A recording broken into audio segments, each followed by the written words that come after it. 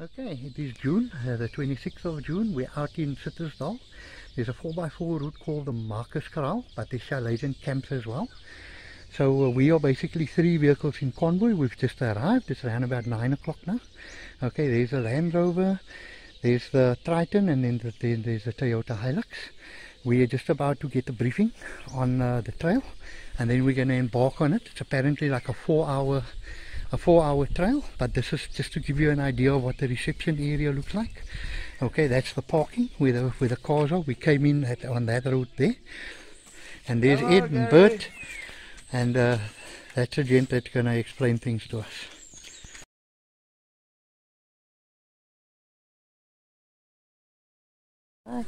I'm just heading down to about 1 bar. Well, we've just started off, you know, so it's just normal sand track. Yeah, so we're basically just on that soft sand track still. You know, we're gonna get to the heavy bits as we go up the mountain. So as you can see now, it's getting a little rougher, a little bit of rock and so on, but nothing unusual or that rough yet. So it's become a bit more rocky, as you can see. I've got my terrain response, basically I've got it set on the rock crawl. But this Land Rover is just, oh, it takes a lot of the thinking out for the driver. All that you have to do, you just have to basically put the wheel in the right place and let the 4-wheel drive system do the work. You know, as you can see, it's just sort of climbing this hill out pretty easy, you know, no problems here. So here comes Bert.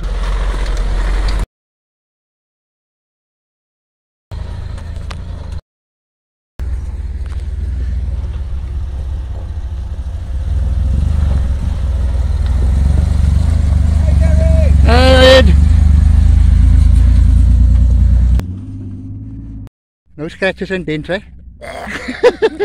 It's just spectacular up here, the views.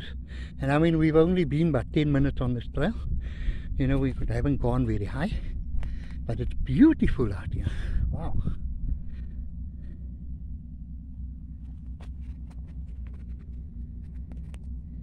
Okay, so this is the first actual 4-wheel drive trail that I've brought my new Land Rover on. It's a Land Rover Discovery 3 2.7 TDV6. So far I've got it in rock crawl mode, and it's just playing with this trail, mate. You know, effortless. Bert driving Bert. And yeah, it's just an awesome vehicle, I gotta say. Actually quite amazing if you just look at that, how it's locking both the dips, but it doesn't leave it locked all the time. You know, it senses when it needs to be locked and when it doesn't need to be locked, and then you can see it sort of switches off. See there, it's not taking the dips off because we're descending, and now the downhill descent control takes over, and I am just totally gobsmacked with this car's, the ease that it is actually doing this trail. I mean, so far I don't think we've seen the worst of it, but I am very impressed so far. And I actually drove over my phone. Yeah, the back wheel went over the phone.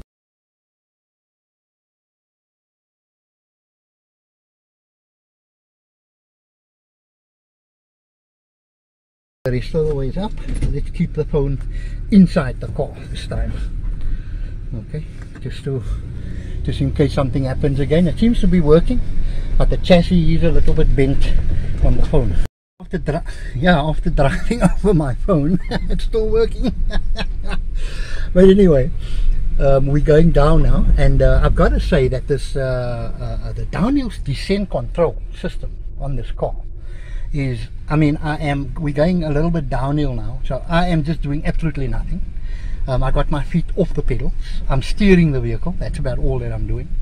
But the traction control, the downhill descent, is controlling this vehicle. It actually won't allow this car to go more than 5 km an hour. You can see in the distance there, you know, the trail that we're probably still going to be climbing up. Okay. Now we're going downhill, you know, into a almost like a kloof up ahead, but then we're going to have to climb out of it again, and the terrain response. It takes a lot of the challenge out of driving a 4x4. It takes maybe some of the fun, according to who you speak to. But just to know that you have such a capable vehicle, no matter whether the car basically drives itself and thinks for you, it is definitely a formidable vehicle off-road. Yeah, the face of a happy man. I'm hiding my smile behind my mask.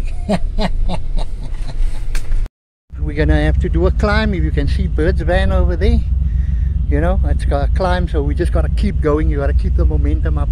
You got to control it with the accelerator head. I will have it go in actually first. Yeah. Yeah, Bert, I didn't get that. Come back. Up, I'm on after this section now. I'm going to probably start the next pitch soon. Okay, look, you go. I mean, it's one road, so you can't get lost. Over. I'm in a very flat, I'm on the flat section, so next pitch is, I'm coming up on the next pitch now, so you can send it up. Right, Ed's on his way. He's doing pretty well. I told him to go low range first because he was low range second. That's why he was losing power on this sort of steep climbs here, man. Yeah, Ed humming along there. So yeah, it's my turn. Let's see if I can form this ascent and see how good or bad this vehicle does it. So remember now, I am in, you know, I am... Pitch done. It's a relatively easy pitch, so don't worry about it. It's just keep your momentum just nice and easy, Roger. Okay, I copy that. I've started out now. Okay, so I'll chat to you when I get there. Over.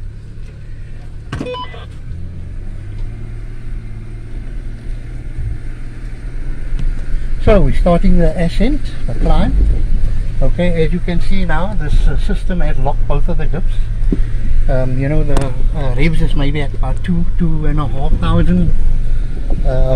So we're just keeping a steady climb up. Man, I don't think that this is going to be much of a challenge for this vehicle because this vehicle is just crawling this. She's just so sure-footed up here. Look at that. She just climbs through it. You know, I'm not accelerating, I'm just keeping my foot steady on that accelerator. And I'm steering with one hand obviously because I've got the other hand on the telephone. So it also just shows you how capable this vehicle is. Alright, so we look like we've come to the end of it. Everything is just a nice flat piece of rock here, or solid piece of rock. And we've caught up with the rest of the guys.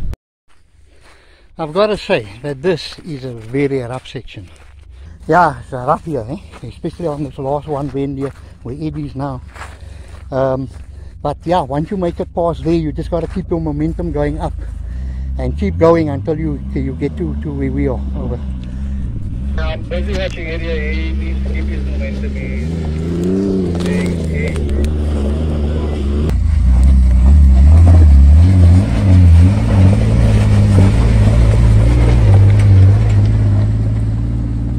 Okay, Gary, almost perfect. Basically, it's good for doing more.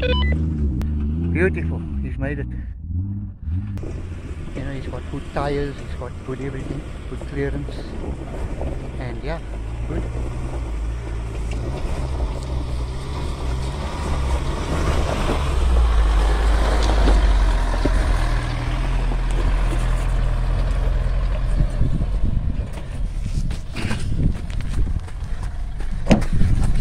Weinberg drumstick. Oh, it's doing the thing. Yeah. And you? And it. And the rain comes. Okay, so here is the trail that we came in. Okay, came all around circular, and there's where we are. This is basically the lookout point, I think. It's the end point. You can't go any further.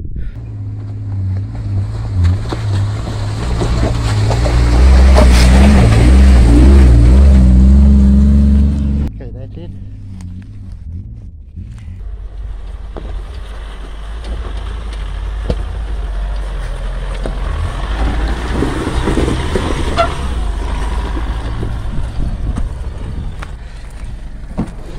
Thank you, thank you. I'll give you a beer as well. So Ed, congrats, you and Bert, and congrats Gary. We made it up the hill. You know, I think this is someone dropping his phone. This is, yeah, well, this is the phone I'm recording with. And I lost an aerial. And Ed lost an aerial. And well, I didn't lose my ovaries. I've still got that. Alright, so we're making us a quick coffee here with my old hiking gear. Okay, we're going to make actually a hot chocolate. And Ed's having pizza. Alright, yeah. So there we go. Fast food. Okay, so we're on our way down. I've just got the, you know, the downhill descent control working for me. Oh, I don't know what that was.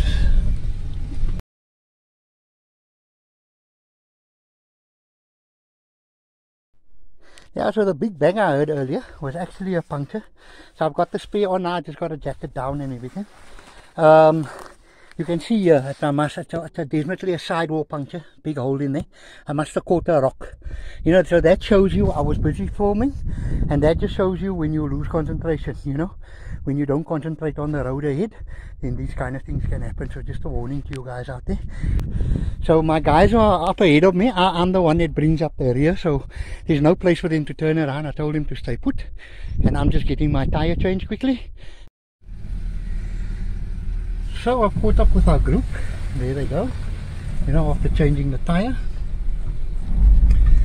So yeah, onward we go. Yeah, so this is the easier section of the trail. You know, it's pretty flat.